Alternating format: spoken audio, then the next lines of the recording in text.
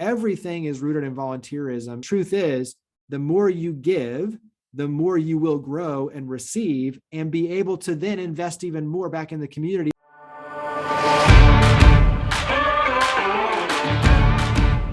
Thank you to our sponsors of the Inside Story Hunters podcast. A big shout out to Chad Hill of Turn Provider, home of Big Lou, Tiffany Wondros, CNR Services, Michael Valletta of Quick Cuts Media.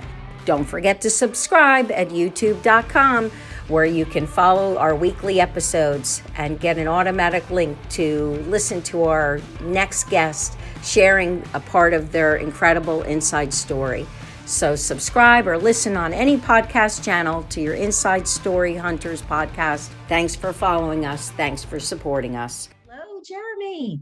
I'm so grateful that you're with us today here on Inside Story Hunters podcast. This is Laurie with the story, hanging out with Jeremy Park. I can't believe I'm interviewing you.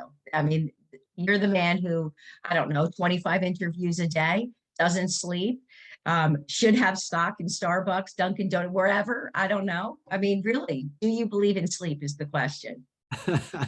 I do believe in sleep. Yes. It's hard to come by, but all for good reasons. And hey, no, I mean, I love you. I've known you for a long time, and this is a fun opportunity, obviously, to switch the microphone and answer any questions you have versus me asking all the questions. So this is fun. This is fun. And the fact that we're doing it virtually, because our stars couldn't align in order to come together in person, is the fact that I really would love to start with how we met.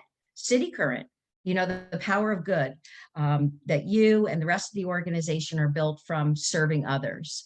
And I'd love for you to elaborate on that, the power of it. And if you wouldn't mind, take it in from a strategic position as well, that what the partners, what they see from a business perspective, as much as the importance of serving the community. Sure. There's a lot to unpack there for sure. So cityCURRENT is an organization. The mission is to power the good, as you alluded to. We're in Memphis and Nashville in terms of the two cities that we physically operate in. We do a number of things virtually where everyone around the world can participate. We even have an e-learning platform called GrowthCurrent. So people around the world have an opportunity. So now when you talk about the mission to power the good in Middle Tennessee, in Memphis, in the Mid-South and beyond, it's really neat to be able to see this evolution and this expansion. But anyway, the mission is to power the good. It's corporately funded. And so we're ultimately playing the CSR game, corporate social responsibility. We're in the corporate philanthropy world, but we take corporate dollars. And so we have all these different partners that are each exclusive in their space. So they have category exclusivity in Memphis and in Nashville. And it's over 100 different partner companies that basically invest in, become partners. And we use those dollars to do three main things: events, media, and philanthropy. So on the event side, we'll do over 300 events a year, average 150 in each market. And it's workshops and seminars and bringing national guest speakers in, anything that we can do to enrich and engage and ultimately collaborate. And when you talk about collaboration, it's the business community, but it's also the nonprofit, the faith, education, government, all the sides of the community coming together so you can break down silos strategically. So there's a lot of strategy at play around what we're trying to do with the events to enrich and engage and move our communities forward. You look at the media, we have 4 or 5 TV shows at this point. It's like I'm losing track in a good way. We've got 2 different radio shows, one that airs on 4 stations in Memphis and 5 stations in Nashville. So we've got a televised award show, the Spark Awards. We have the Spark monthly show. We have a show in Nashville on MeTV. We've got a conversation with, we just launched Good Works. And that's where it's like, in a good way, we're losing track because there's so much momentum around just the media, newspaper columns, podcasts, video features, you name it. We do it on the media side, all built around sharing the good that's going on, but showing the lessons that are being learned and how to get physically involved. And so there's an activation, a call to action with the media that's really important. And then the philanthropy, obviously, I mean, that's where we give hundreds of thousands of dollars to nonprofits. We focus on turnkey volunteerism to get companies physically involved. And I think that to me is where my heart really lies, is while dollars are a very important resource, the simple reality is a dollar bill doesn't physically solve any problems. It doesn't mentor a child. It doesn't work on homework or tutoring or, scrubbing graffiti or planting trees and flowers, or, it doesn't do anything physically. People do. So we need physical leadership involved with nonprofits. And so trying to make it very easy for companies to engage is a big part of our mission. And so we expanded in Nashville in 2018. You were a big piece of that. And so, not only in terms of you actively participating as a partner, but also encouraging and recruiting others to join our efforts. And so even, using this podcast as a vehicle to continue to raise the flag on what we're trying to do to power the good, it really is as simple as the more people that we have coming in, it's creating this massive pipeline of opportunities to engage and give back and do even more. And the only way that we can make a difference is to really do it together. And when you start aligning strategy, especially with businesses, the sky's the limit. And I think ultimately you look at what we're trying to do is when we can provide an ROI, because all the businesses are different in terms of why they come to cityCURRENT and want to be a partner. Some are in it for the philanthropy, some are media and exposure, some are business development. They want to meet new people. Ultimately, though, having a map, a roadmap for how to help them, but giving them an ROI so that in the end, you can open up the floodgates even more to these charitable dollars. And this is, I don't want to get too far into this, but when you look at charitable giving overall, individuals give the most. Foundations are down here, but individuals are like the lion's share. Wow. And then there's corporate philanthropy that's like the bottom of the barrel. Most companies give less than 1%. Some it's like 0.01%. So there's huge opportunity there if you can open up those charitable dollars on the corporate side. And if you can give them an ROI, we've proven that if you give them an ROI, they will continue to do even more. When you reward good behavior, they will get more involved in the community. And so that ultimately is where we're trying to go. Yeah. It's like, in all relationships, it becomes mutually beneficial, and we're serving, we're helping, we're reaching back, grabbing two hands. It's amazing. And being a partner and experiencing the power of that. And I'm built that way. I want to help a child, help a business owner, help a person, help a friend, all of it. So, but it's a great way to come back to media is not new to you. I mean, you went to college for it. You went to the University of North Texas. I mean, this is years of you cultivating an understanding and a passion for media. When you say podcasting and a TV show spark and all of that, this is second nature for you. But the world in 2020 went virtual.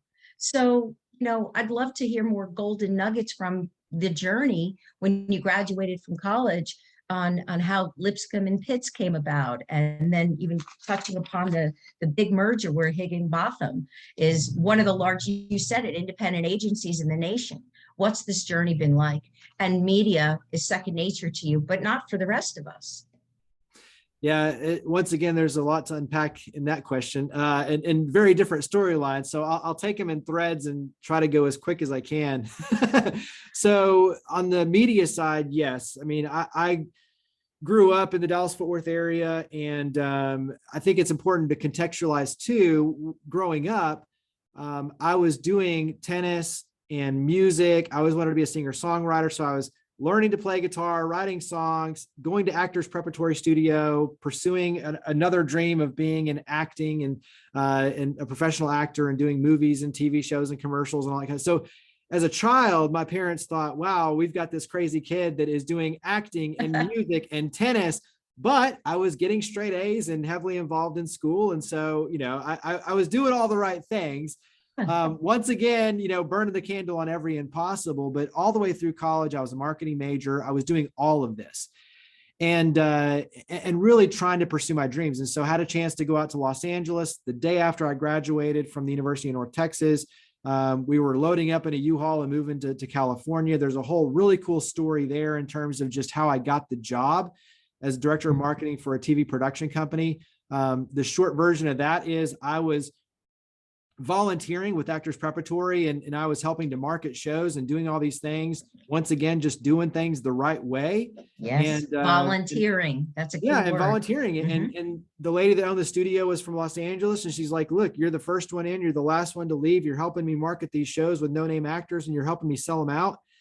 I want to do you a favor. And so she called the owner of this production company and basically got me the interview and got me the job. And so moving out to Los Angeles, that was a dream job. Working in the entertainment industry, had a chance to cut my teeth and learn a ton around TV and film and ultimately the radio side with Dick Clark's radio group, United Stations Radio Networks. And so really learned the industry and spent, almost a decade out in Los Angeles.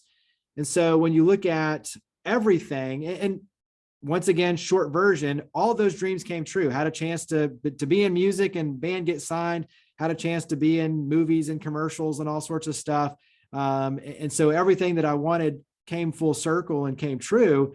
But it also has set the stage on everything that we're doing now, because you look at all those experiences and they all are a part of what we do with cityCURRENT. And so, behind the microphone, behind the camera, learning how to produce, learning how to market shows, all of that was stuff that I learned cutting my teeth and learning in Los Angeles from, the most amazing world-renowned experts there are. And so you take all these, my point is you take all these bits and pieces that you learn and, along the way and your childhood dreams, and you never know ultimately where it's going to land you and how it's going to come full circle back to these moments. And so once again, full circle, you mentioned Higginbotham, you mentioned Lipscomb and Pitts.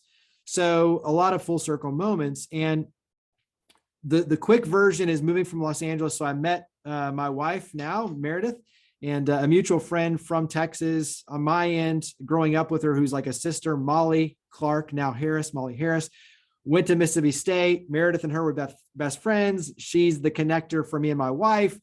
We, start settling down. We decide to move to Memphis to be closer to her family. And so once again, not knowing anybody, I got transferred into Memphis doing radio, just started volunteering, doing business plans. And through the course of doing business plans, met this guy, Johnny Pitts of Lipscomb and Pitts Insurance, that was buying this networking organization. He needed a business plan for it. I bring, the idea for the business plan for what is now cityCURRENT. And he's like, that's a really thick plan. I don't have time to run it. How about I hire you to run it?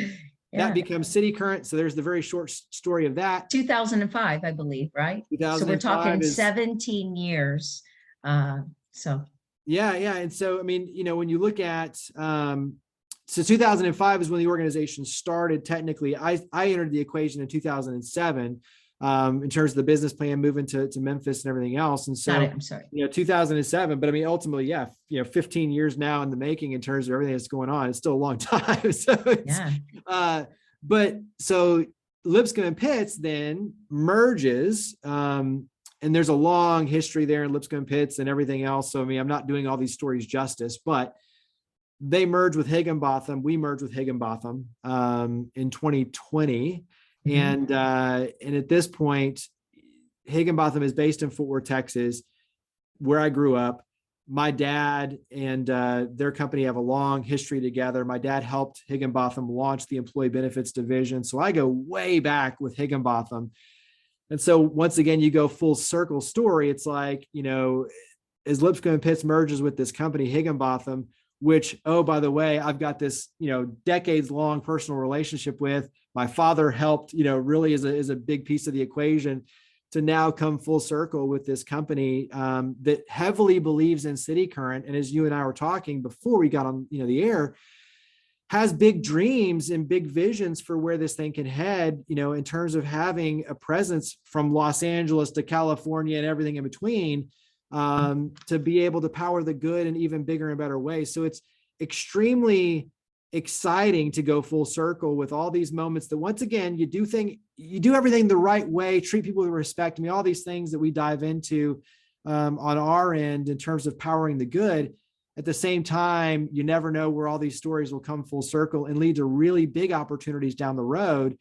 And that's exactly what's playing out with not only my personal story, but also now with Higginbotham, and being able to look at this much larger picture beyond Memphis and Nashville, beyond what we're doing with Growth Current, to be able to in a really powerful way, make a difference across our nation. And I think that to me is extremely exciting. And when you look at just not being able to go to bed and sleep, it's because there's there's so many things that need to be done to make a difference, but at the same time, now we have the ability to do so many things to make a difference that it's inspiring. There were just such key words, though, that in everything in all of your stories. Volunteer. There's a crazy thought. Give your time and help with no agenda, and it's amazing what can happen. Right? I say it's God's work. You're a man who works on God's payroll, and I'm proud to know you. But you talked about charitable donations, corporations. And people, human connection. I mean, just sticking to words: charity, connection, people, volunteer. If you stayed with that, you're a man that builds strategies around it. And then what I'm fascinated by, and I'd love for you to dig into it, because I know this had to be ridiculously difficult. 2020, a year that we all want to erase, but the painful gifts. You launched Growth Current, an e-learning personal development. You went through a major acquisition, which brought it back full circle for you and your family. You create, podcasting, all of the things, all of your events that used to be in person that drove as much as 300 people suddenly has gone away. And that year, there's 60 million things that happened for you that was innovative, creative, new, and forward thinking. What do you say to the audience when we make excuses for why we can't make a change if we're unhappy in a job? How did you talk through that 2020 with the multiple facets of how the world has changed for you as an individual? I think there's a few things there. Looking back at 2020, and when you look at the pandemic, I mean, for us as an event-driven city-building organization, when you don't have the ability to convene people physically, it's a challenge. We shifted everything immediately into online events, the virtual events, and someone, recently was like, "Wow, you did all these things. They were so innovative, and how'd you do it?" And it's like, we didn't know any better. We just knew the higher purpose, the mission. If we were going to continue, we had to find a way to continue. And I think, a lot of times you look back and you realize, oh, wow, we did do a lot of things that were very innovative. But in the moment, you're just trying to survive and continue your mission because it has a higher purpose. We also knew that so many nonprofits were relying on us. And if we didn't make the shifts that we did, we were losing the opportunities to help them, and they relied on us. And so the pressure of, especially for nonprofits, relying on us, we knew we couldn't give up. We had to find a way to make it work. And so automatically you start making all these shifts, and you learn a tremendous amount in that process. How do you engage an online audience? Yes, it's different. How do you leverage and grow? And I think once again, though, using the media background, you realize that the online platform plays a lot like a TV show. You engage people a lot like television. You do things a little bit more versus maybe an in-person where you can rely on the physical touch points. You have to rely on more of the charisma and the engagement that's a little different, through a TV screen or through a computer screen in this case. And so even thinking things through, like, how do you take a picture at the end with somebody as a guest speaker? Well, you can you can put up a breakout room and you can get the screenshots, right? So thinking through the minutia to be able to really still engage people at a high level allowed us to carry forward. Now, did we take a hit like every other organization? Yes. Can you monetize the online just like you do networking in person? No, I think that's a whole nother thing that's continuing to evolve. So while there were challenges, we've continued to push forward. But I do think that once again, when you look at the root cause of it, is because we don't want to give up. We know what we're trying to do and what our mission is, and we're going to fight, to be able to do it. Do you have to work that much harder to do it? Yes. You have to continue even to this day, where people psychologically, some want to come out, some don't. So this hybrid event is going to be here to stay. And how do you manage that safely for those who want to be there in person, manage through all those dynamics to make sure you're good stewards of that opportunity, but also how do you engage them online and continue to grow that? And I think we've proven that you can do it both as hybrid events, to where you can grow your in-person, but you can also grow your online. And I think that's the future of where we're headed. And the technology continues to evolve and allow for that at even higher levels. So I'm excited about where things are, especially as the momentum gets back in person. But I do think, to your point, I want to touch on the volunteer aspect. I do a lot of public speaking, and one of the things that I encourage, especially for youth, but adults too, is at the very least, be involved with 2 nonprofits, one large and one small. Mm. The large will show you the process. It will engage you with a machine. You speak like St. Jude Children's Research Hospital. You're plugging into a well-oiled machine where you can learn a lot about volunteerism, activation, leadership, nonprofit leadership. You get to be a piece of something special and large, and plug into things that you can meet a lot of people. You can grow your influence. You also have a very important storyline that if I say, I volunteer with St. Jude Children's Research Hospital, everyone around the world is going to know what that means. And they probably have some sort of personal connection point to that. The thing is, though, a large nonprofit, you're not going to make, as one individual, you're not going to make a big difference within that organization in terms of their efforts and operations. Now, they need you, and you desperately need to be involved for all those reasons. But when you look at the magnitude of change, your magnitude of change, your legacy is really going to be with that smaller nonprofit, because the smaller nonprofit, you have a chance to make a huge difference and build your reputation as someone who can create value, who can create change and show leadership. And ultimately, everything that we're talking about, everything in life is about relationships. And whether you have those strong relationships pre-pandemic, which allows you to then make it through, or you're trying to build those in the pandemic and hopefully coming out will be much easier. The name of the game for all of us is relationships. How do you build relationships? How do you build trust? Whether it's Lipscomb and Pitts, Higginbotham, the insurance industry, whether it's cityCURRENT, everything that you're doing, everything is around relationships. And so when you start getting involved with a small nonprofit, you have a chance to really show that you can deliver value, you can be trusted, you can make a difference and step in and really be a change maker. Because at the end of the day, whether you are an employee of that organization or you're someone that is, the external person that people turn to, they just want to know that you can be a leader, create positive change and make a difference. And so I just think volunteerism, that's how I built my whole career. That's how I met Johnny Pitts and Lipscomb and Pitts that created everything you see with cityCURRENT was volunteerism. Everything is rooted in volunteerism. And going back to our conversation, and I mean, this is getting a little bit of a thread outside of it, but in my book, the Giving for Growth, the second one, I mentioned kind of 3 truths that I saw as a child and, grew up around. We experience it with cityCURRENT every day. And those 3 truths are: 1, that people physically solve problems. Going back to my conversation about the dollar bill, it's a needed resource, yes, but it physically doesn't solve problems. People do. Truth number 2 is people provide opportunities for people. So when you look at everything back to relationships, everywhere you're going to go in life is going to revolve on someone else believing in you, trusting you, giving you an opportunity. Well, that's where all these, that's where the third piece of this is the intersection is giving leads to growth. The more you get involved, the more you physically serve, the more people you meet, the more they're going to trust you, the more you're going to open doors.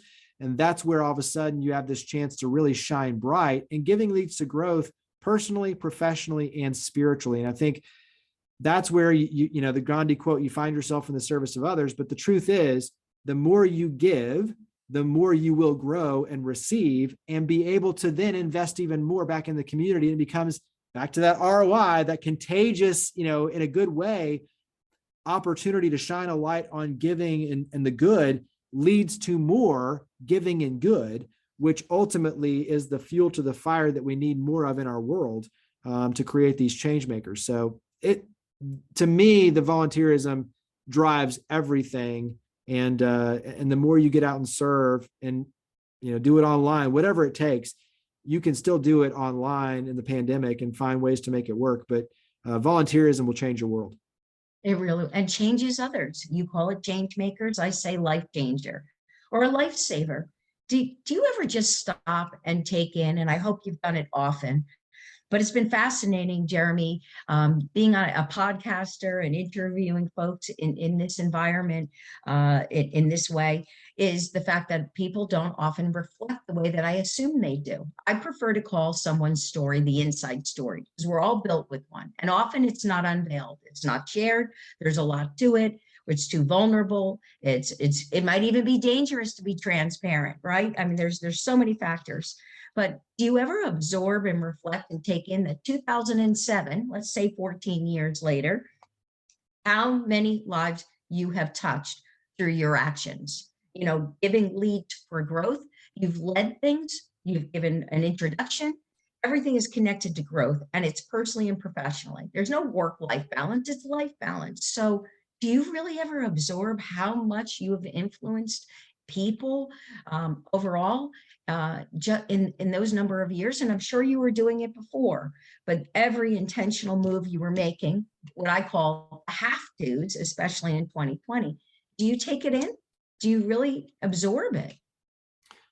Not really. I don't really get caught up in that, to be honest, in the sense that I look around at those who I, hold in high esteem, people like Manny Ahome, and the global change that they're creating.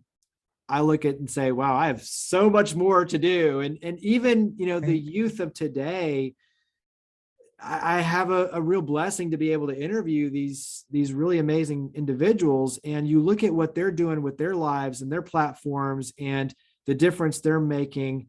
It's inspiring, but it's also humbling. And so I think, growing up for me and my brother and seeing our parents that had an open door policy at all hours of the day or night, people who are going through difficulties coming over to our house and them helping them, and how that led to so many amazing things. I look at my brother, who's 3 years younger and now thankfully lives, less than 5 miles down the street from me.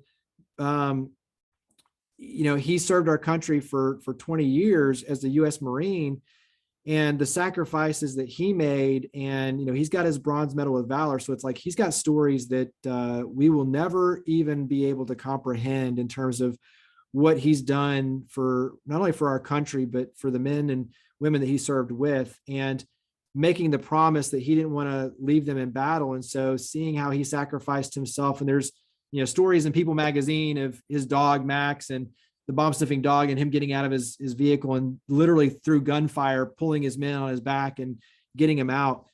Stories like that. Like, I don't have, I'm not even in the same ballpark, right? Yeah. I just look at it every day. I have a chance to do something special. I do think about, to me, this is my mission. For those who have the church, as a pastor, that's their platform in the church. To me, this is the corporate church. I have a chance to be able to use this corporate vehicle to change lives and make a difference. And so for me, the mission of powering the good is an everyday mission. It's not a yearly mission. It's an everyday mission. So I have to be able to do something that changes a life, puts a smile on someone's face, motivates, inspires, whatever it is. Like, it's a daily mission. And so if I don't do that every single day, even with our own team, and encourage them to do the same, you lose that butterfly effect, that ripple effect of one person, you being able to then inspire 3 others, right? So to me, it's a daily mission. It's a daily purpose. It's a daily drive. And I've got to do something every single day that really furthers that mission. And thankfully, then, when you look back over the course of a month, a year, 5 years, a decade or more, you have made a big difference, but that's still not good enough. I mean, I don't take that and say, job well done. And maybe that's to our own demise in terms of not celebrating a lot of that. But to me, I just view it as there's so much more to be done. And in a world where you turn on the 10 o'clock news and it's negative and doom and gloom, and there's so many, political things going on in our world, we need so much more hope. We need so much more light. We have an opportunity to be that light for others. It's more incumbent on us than ever before to do even more, because we have even more that we can continue to offer by continuing to grow and get more people, behind this and inspire them. if we're not using that, we're not using the gifts and the blessings. And so I just view it as every day we have a mission. Every day we need to be doing something special. And every day I've got so much more to go to get where we need to go as a community. And, in the end, I just hope that I'm able to make a difference, and we're able to make a difference as cityCURRENT with our team. That's beautiful. And I ask every guest this question: may you be on the earth for 300 years and that you're always with us. But the time comes, and you've alluded to it in so many ways, that it's just every day be purposeful, but your times come, and your legacy, your footprint, how do you want to be remembered? What is it that we should be thinking of when it comes to Jeremy, and what's important to you as there, just as I said, the legacy and footprint? Yeah, I mean, the Rhodes College student that interviewed me, that we talked a lot about faith. It's an interesting podcast even on his end, because he took a very faith-driven approach on it. But one of the things that he and I talked about was, I mean, I do think about death, and yes, it drives me, and I do think about legacy and the difference that we make, not only for me personally, but our family and us as an organization. And I think that, look, life is short. My dad lost his parents when he was really young, and that changed his perspective. My mom, for different reasons, lost the connection with her family. And when I look at my parents and the physical versus the emotional separation necessarily in some cases, what that does to you, growing up. And then I look at having my brother serve in the military, and at any point fearing, especially when he's at war, like what could happen, and you get phone calls and at all hours, day or night, and you wonder like what could happen. So for families with first responders and those who are serving in military, like your heart breaks, because you realize that they understand how fragile life is, and that every minute, on this earth for a very short amount of time. Mm-hmm. And so I think if that doesn't drive you, if that doesn't put a fuel to say that, instead of me sitting my butt on the couch watching TV all day, I have a lot more that I need to be doing, and not just for myself, but for others. If that doesn't drive you, you're missing a huge opportunity to have a fire that really gives you purpose. And going back to the volunteerism, when you start getting involved and you really see that others can depend on you and the difference you can make, that does change your perspective on, you have a short amount of time, you need to use it to the fullest extent. And so, I mean, my wife will laugh. It's like, if I sit on the couch, I'm going to fall asleep, because I literally have put everything out, for the day, and that's all I got left. And so to me, sleeping isn't a problem, because it's like, I got nothing else, left in the tank. That's my recharge. But for me, it really does. The legacy that I want to leave is that I hope, first and foremost, for our children, for our two boys, that they grow up knowing that obviously mom and dad loved them and wanted what's best, but instilled in them empathy and respect and kindness, and using every moment to be able to make a difference. And it's funny, because we ask, especially our younger, our older ones now at college. So it's like our younger son, we see him every day, and it's like, yes, we ask him, how did school go? But it's like, did you help someone? Did you open the door for someone? Did you make someone smile? Did you do something nice for a teacher? So it's understanding the bigger picture of what life is about. And I hope that we've been able to do that, or we're able to do that for our children, to emulate that, and then emulate that for my team, my cityCURRENT team. They inspire me. I hope I inspire them, and emulate them, those sort of kindness and all of those empathy to just be good people, but to make a difference. And then the ripple effect, obviously, through cityCURRENT, is I hope that in the end, we're able to create more change makers, more sparks, more people who care, who lead with kindness, but have a deeper appreciation for each other and for community. Because I think, to me, that's the biggest piece of what we've lost, is we can say, oh, well, I'll give money, but it's someone else's problem. Oh, well, I see him on the news, but that's not really my neighbor. No, we're all connected. We are all a part of this same energy. And once we realize that we share this energy and that we are connected, you put aside the different faiths, skin colors, all of those things, we really can change the world, and we really can solve a lot of these problems socially that are ills in our community, but we have to be willing to tackle them together with grace and kindness and empathy. And I feel like, to me, if I can be a light in that direction, then I'm happy as I, turn the next chapter in my eternal life.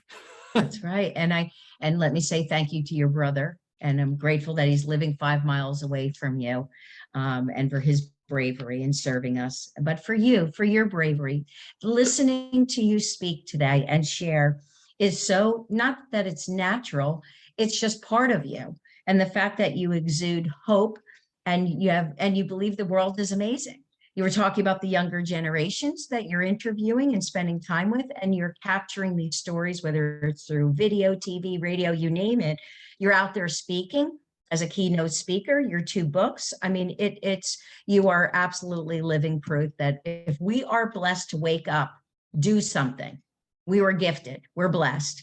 And so sleeping and getting on the couch should be because the tank is empty, and that we've done all that we can. Or if we're not out there off the couch, it's because we have finally remembered balancing it, sitting with a child or a loved one and being able to engage and connect, balancing our world. And I just am so grateful that the way you share, that you remind us that the world is not grim. It's not dark. It's not an ugly place. It is the most powerful place to be because we've been blessed to wake up. We're gifted with life.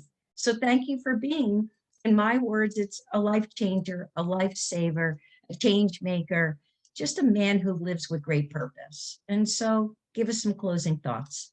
Yeah, I think I'll wrap up with some tips, because I think it's important for those who are searching and say, well, that sounds great, but what about me, right? And so Yeah. I think I'll kind of wrap it up with this. One is, I mentioned the get involved with one large, one small nonprofit. Wherever you are, there are volunteer hubs, there are organizations that will help guide you based on your purpose and passion. I would encourage anyone to write down a purpose statement. What difference do you want to make? And it will change over time, but I would encourage you to do it as an individual, do it as a family, have that conversation with your family, especially for parents. It's an awesome conversation to have with your kids. What difference do you want to make? What organizations do you want to support? What do you believe in? Animals, seniors, youth, sports, arts. It doesn't have to be complex, but pick something that's a purpose. Have it as a company. If you don't have purpose, that's a whole nother, deal. But employees want to work for companies that have purpose. Consumers are driving that, and there's all sorts of trends that we can nerd out on in a good way, but the reality is you need to have a purpose statement as a company too. And so have that conversation, decide what that looks like, and then start looking at the volunteer hubs, the organizations that obviously play in that space. And you can reach out and just raise your hand and say, hey, I want to call up that nonprofit, that volunteer director, the executive director. They all want your help. They are looking for you. Don't expect them to reach out and say, hey, we need you. I mean, they're asking, but the simple reality is you can reach out to any one of them and say, hey, I just want to serve. Some of the most powerful stories, Undefeated, the documentary that won the Academy Award, started because they just raised their hand and said, I want to volunteer. I want to help out. It starts with you raising your hand. Once you start getting involved, that's where the magic happens. That's where you start, seeing everything that we're talking about with the transformation. But really do reach out and start getting involved. You also have every opportunity known to mankind. You have things like this with social media and leveraging technology like through Zoom, where you can become a host. You can become, a celebrity in your own right, interviewing others that are doing good and sharing those stories. Use your social media to share those stories.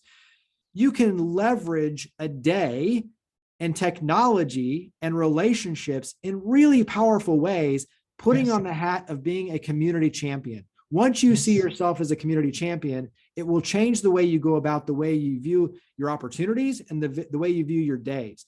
And so I would encourage anyone, wherever they are, to start getting involved, to start being a champion for their community, and go about their day, which water will naturally seek its course. It will lead you in the right direction. And for us, as cityCURRENT and GrowthCurrent and all those, it's citycurrent.com, growthcurrent.com. We're happy to help guide you. And I know for you, Laurie, like you are a relationship builder, you're a door opener, you're a convener. So it's like, you want to help people too. You will find those who have a heart for serving others, who will help get you where you want to go and accomplish big things. But it all starts with you raising your hand saying, hey, I want to be a part of the solution.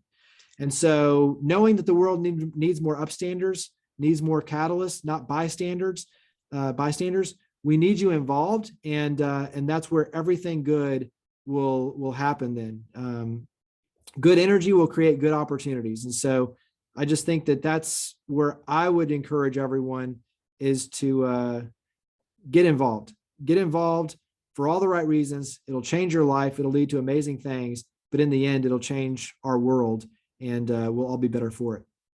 Thank you for helping change the world and influence us and reminding us to do so. And for your time today, insiders, don't forget to subscribe, watch, listen to us, YouTube, all the podcast channels that, we're aired on. And in the description below, you'll find lots of details on how we can help you connect with Jeremy, cityCURRENT, and all the different things he's talked about. And I'll just say, I'm grateful to know you, Jeremy. And I am going to upstand today and do lots of good things. So just keep changing the world. Multiple people at a time. I'm grateful to know you. Thank you, Laurie. I appreciate it. Appreciate the time. Thank you.